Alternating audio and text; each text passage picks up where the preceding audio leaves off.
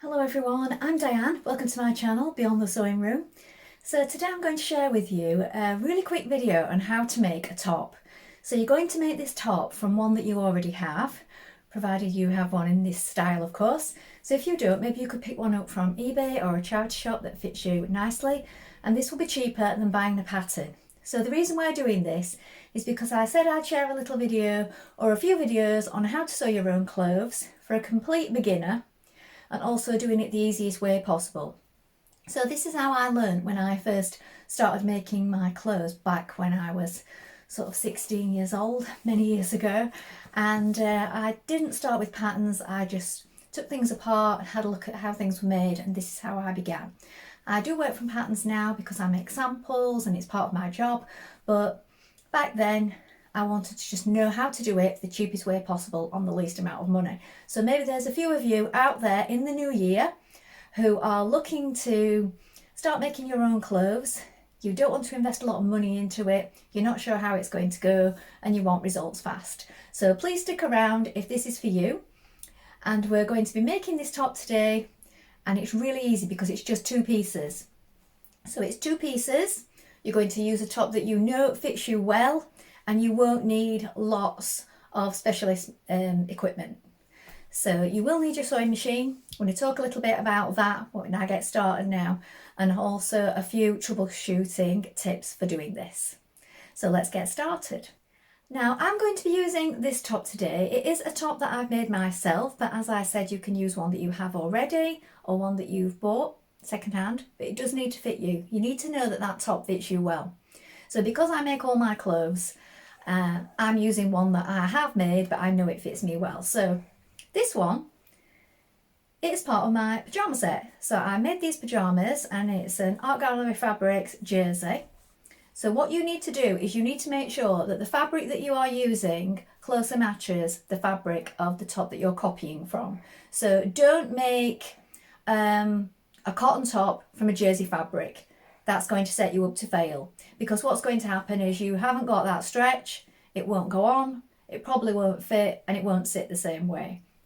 So you need to have a feel at the fabric, and you need to make sure that the fabric that you're using is of a similar stretch. So have a feel at it, you can measure it, or you can just feel it in your hands. Now if it's too bouncy, i.e. you've got a jersey fabric that's got lots of stretch in it and you can hold it up and it'll sort of spring around, that's maybe not the best one to use if you're using a jersey top that is quite stable. So do feel at the fabric and check that you're using something similar. So if you've got a jersey t-shirt, go to the store and buy some just regular jersey and feel at it before you buy it as well. Now if you're buying online, you can check the stretch widths, so you want something sort of medium if you're going for a regular jersey top. Now as you can see, this is just two pieces, so I've done it higher at the back because that's how I like them. You can make them identical, so you can have a low back, same as the one on the front if that's what you're aiming for. If you want a high back and you're doing it from one that's low at the front and the back, I'm going to show you how to cut that as well in a moment. And I haven't bound the sleeves on this. Now as I said, for me this is a top that's part of a pyjama set that I made, so I've got the matching bottoms to go with it. And I didn't care to bind this one, it was just a quick and easy top. So all we're going to do is we're going to either zigzag or overlock around these parts, so armholes and neck, and then we're going to do a small turn back. As you can see, it's just a small turn back, and we're going to hem it all the way around. Now later on, when you want to buy extra things, you can use a twin needle for these points, and I will show you how to twin needle in another video. But for this one, because it's complete beginner, we've just got two pieces, we're just folding back those points, and we're just going to stitch it with a regular needle. Now once you've got your top that you're working with and your fabric, now I found this piece out. Now it is slightly different to that particular jersey. This one is a slightly different composition. This one is jersey and viscose, this is a blend. So this is slightly stretchier than this one, but I'm fine with that. I know I can work with this, and it is also slightly thinner. But as I said, if you're working on this for the first time, do feel at it and do try and get something as close as you can. It doesn't matter if it's a little bit out, as long as it's not a lot out. And if you're working with something with stretch, it does need to be stretch. You can't copy from something and use a completely different fabric, because if you use, like I said, something cotton and you've copied something that's a stretch fabric, chances are it won't fit you. So this is what I've chose because I had a big enough piece of this left in my drawer. And you can see it's slightly stretchier than my t-shirt. So I know for definite it's going to fit me. The only difference will be in the weight when I'm wearing it. And also you sometimes find around the neckline here, now today I'm wearing a top underneath this dress because it's quite cold today here in the UK. Around the neckline and around the arms, you might find that they need making a little tighter if your fabric is slightly stretchier, because they will sometimes sort of gape a little, and it may gape a little on the neck if you copied something that's not got quite as much stretch. So I'm going to show you how to fix that as well. So first of all, we're going to cut out our pattern pieces. Now we want to make sure that we iron the garment first of all and make sure that it is true and straight. Now try not to copy from something that's been washed lots of times and it's all sort of gone crooked. Now sometimes cheaper clothes you will find this. Once they've been washed a few times, sometimes they don't sit properly. You sometimes find this with t-shirts which get a bit of a twist going on. So the thing you're copying from, you need to make sure you press it and that it is nice and flat, ready for cutting round. We don't need to take it apart for this job because it's a really simple one. Some things you will need to unpick them and take them apart to see how they go together. Now, you can do that later on, but for now, we're just going to use what we've got and we're not going to unpick it. So get your fabric pressed and get your garment pressed and we'll cut out now. I'm going to show you here on the carpet how to do that. Now I don't have a luxury of a big cutting table, maybe you don't either. I could do this on the dining room table downstairs, but family are down there at the moment. So what I tend to do is I either cut on the bedroom carpet or on the carpet in here. I have been working, so there's bits of thread around, so please ignore that. Now I've laid out my vest top, as you can see, and it's best if you pin it onto your fabric. Now my fabric is folded, so it's folded, we've got a fold down the side, so it's a double layer. That's how we want it. I am going to make this vest a little longer than this one because this one is quite a short one, because I know I was running short on fabric when I made those pyjamas. So I'm going to make it a little longer this time. So just pin it to your fabric all the way around. Make sure that it's nice and flat. That's why we pressed it first. Pin it in position so it doesn't move around. And then what we're going to do is we're going to cut round it. Now I'll show you how to cut this bit out in a minute, but we're going to cut them both out identical to start with. Now, when you're making clothes later on, you get a vest top. The sleeves at the back may be slightly different openings. Don't worry about that too much. We're doing these two exactly the same for this beginner's top.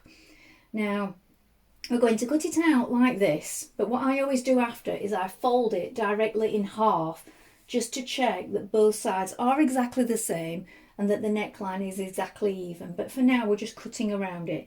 We do want to make sure that we're going to cut a good seam allowance all the way around, because this has been stitched together, of course, and the seam is on the inside.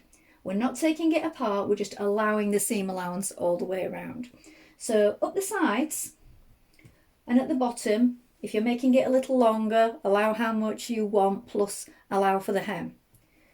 So we want 1.5 if that's the kind of seam allowance you want to go for, 1.5 centimetres. Or if you want to keep things simple, you could just do 1 centimetre. But I think 1.5 is better because it gives you a little to play with. So I'm going to do that by eye, but you might want to measure that out and mark it with a chalk. Now I'm doing it by eye because I do this all the time, so I can picture what that looks like.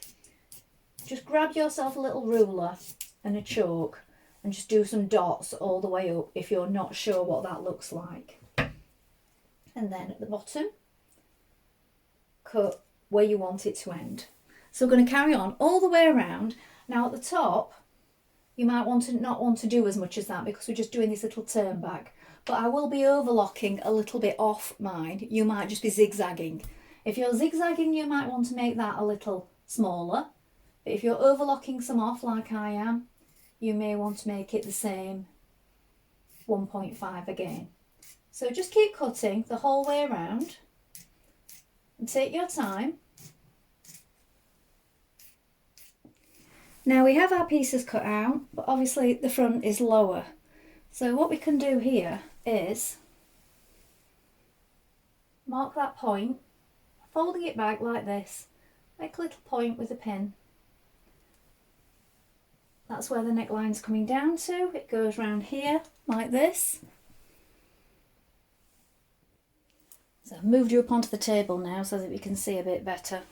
So we're just pinning around that neckline where we can feel, just to get an idea of the line for now. We're going to fold it in half and mark it properly in a moment, but we're just getting an idea of where it is. So there.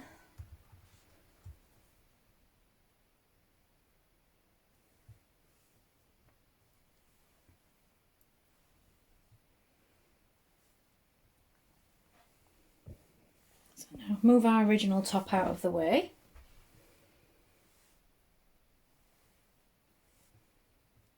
Just going to move this one.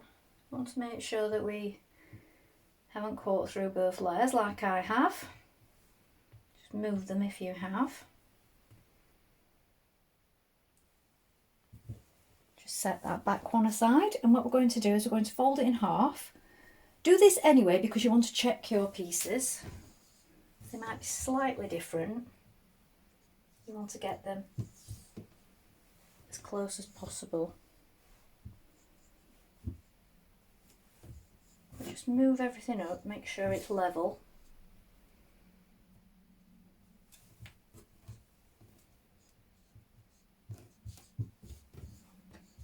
See, once you've done this, you can trace this onto paper and you've got your own patterns. You can use anything like baking paper or old wrapping paper, and you'll know that this fits you properly. So if there's anywhere where it's slightly off, like just here on mine, you can just neaten that up now. And now we're going to cut our front neckline. So if you draw yourself a curve, first of all, now you could use a plate or something. If you're not sure about drawing a curve, you can get tools for doing this, but you don't need to buy anything specialist, just a lid of something or a plate, just to get yourself going here. I'm going to bring it down from this front line. So I'm just drawing mine freehand. When you've got your line, we're going to cut just inside that again, because remember, we are folding back the line. We're doing a single fold and we're either zigzagging or overlocking it. So draw the line, but you want to cut inside it, allowing your seam allowance. So I'm going to take my pins out now. Just straighten that up at the top. Just taking the slither off there. So my line is here, my chalk line, and I want to allow a little for folding back.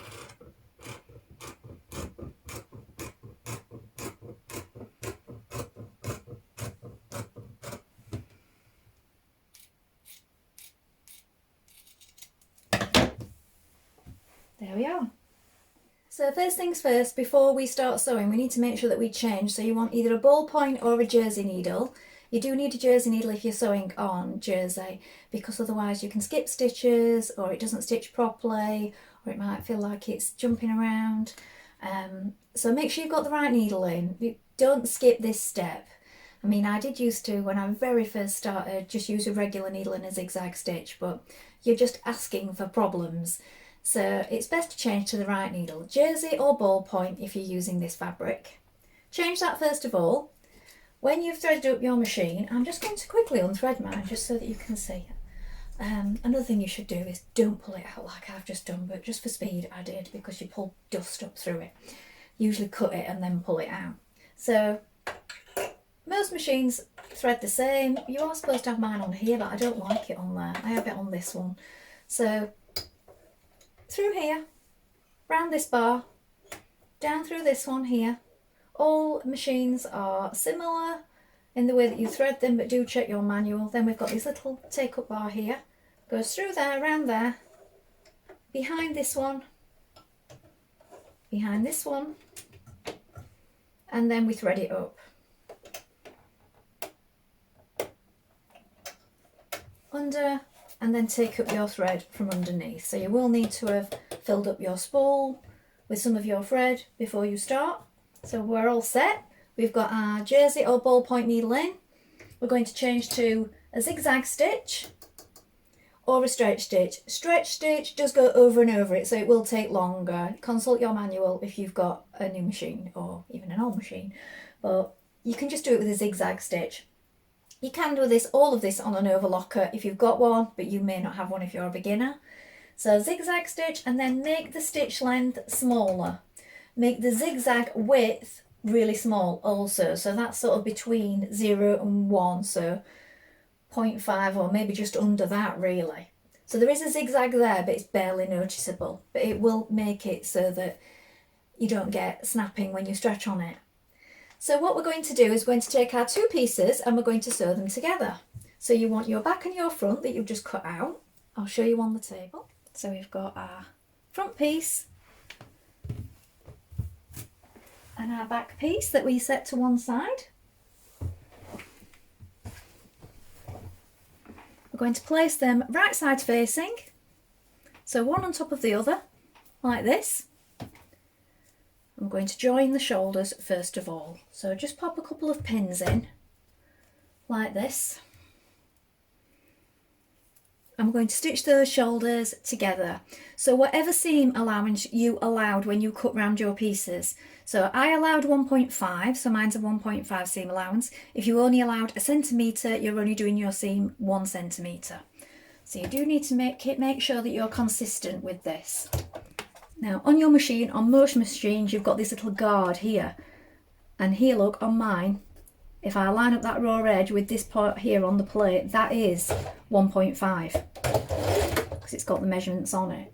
If you haven't got this, most machines have now, you can measure it with a ruler on your machine plate and then mark yourself with a little bit of washi tape or something like that, so that you've always got it there. Whatever your preferred seam allowances are, you can mark them with tape. But most machines do have it on the plate.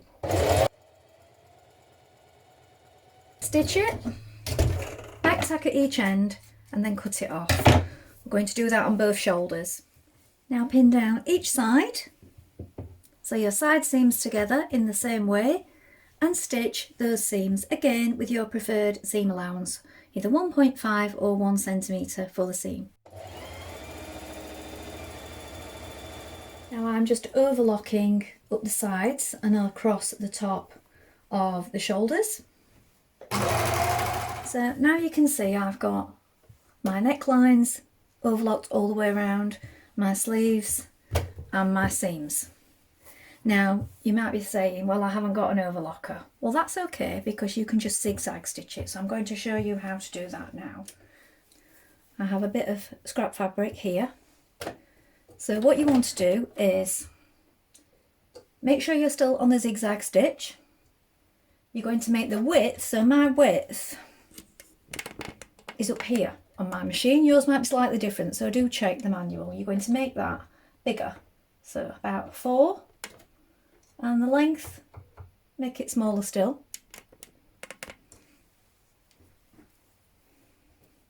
You want your fabric to be sort of in between the plate here, so that you're going onto the fabric and then right on to the very edge where the raw edge is.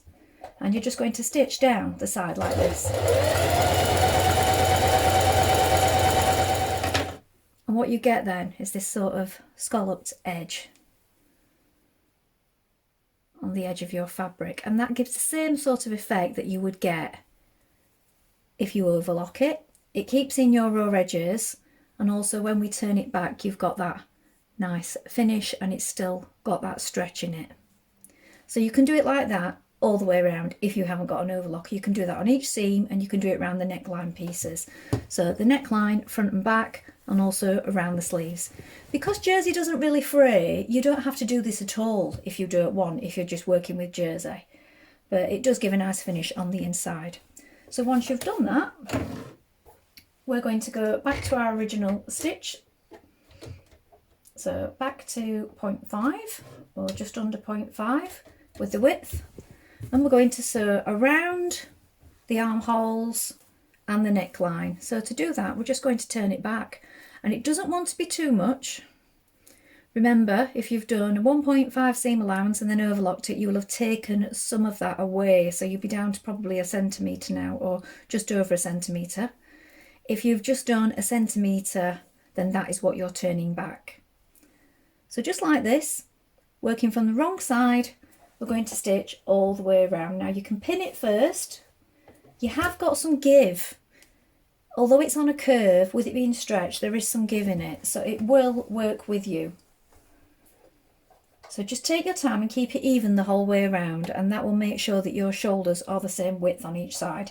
If you do it a slightly bigger hem on one side and a slightly smaller one on the other, your shoulders will be odd width, so do take your time.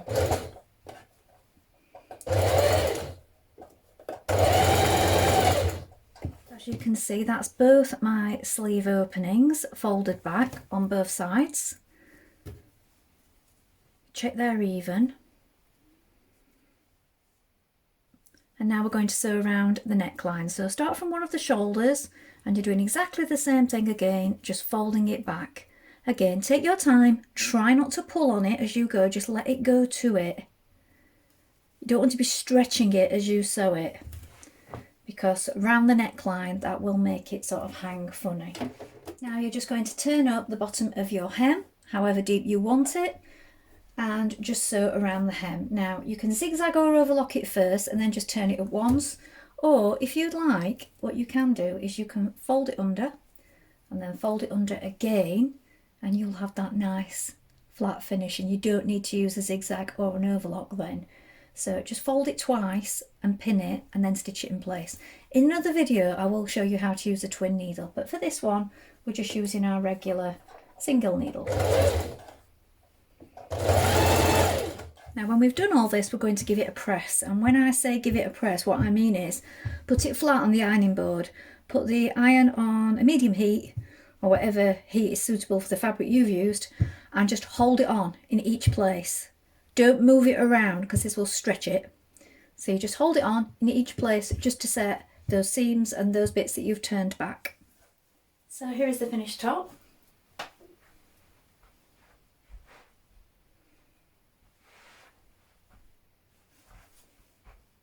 So I hope that was helpful today. Please let me know how you get on and if you make a few of these. I just think they're really useful. I mean, you can wear them under your clothes, you can wear them as pyjamas, like I made a pyjama set, that last one, but I've also made others that I wear in the summer.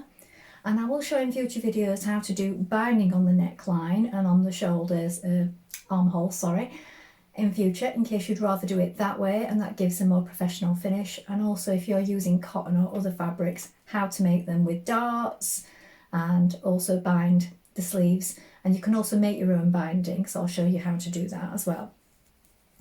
And they're just really versatile and quick to make. You might be somebody who wears just jeans and these kind of tops all summer long, so you could make a little stack of these. I'd love to hear from you in the comments. I do love to read all your comments, so please do leave one. Remember to like and subscribe. That's all from me for today, and I'll be doing more videos in this series. Thank you so much for watching. Bye for now.